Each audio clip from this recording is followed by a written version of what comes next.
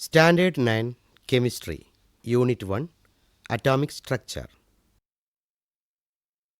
Bohr Model of Atom.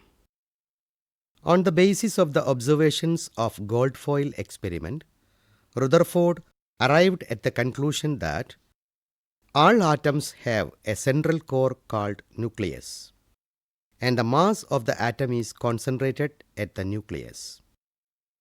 You know that the nucleus is positively charged and the electron is negatively charged. When the negatively charged electron revolves around the nucleus, it has to emit energy and should fall back into the nucleus. But actually, it does not happen so. Rutherford could not explain the stability of an atom. Niels Bohr was the scientist who explained Rutherford model more clearly and effectively. He put forward a new model of an atom. Let us examine the Bohr model of atom. Electrons revolve around the nucleus in different paths called shells or orbits. Shells are represented by assigning numbers 1, 2, 3, 4, etc. or letters K, L, M, N, etc. The maximum number of electrons that can be accommodated in each shell is different.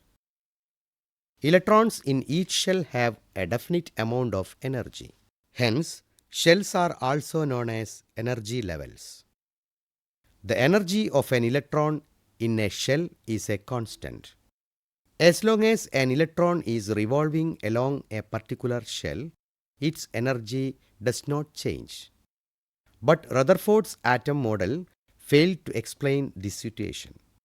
As the distance from the nucleus increases, the energy of an electron in a shell increases. In other words, the energy of an electron in the K shell is the least and that is in the N shell is the greatest. The energy of an electron in K shell is less than that in an L shell, than that in M shell, which in turn less than the energy of an electron in an N shell. These are the main concepts of Bohr model of an atom.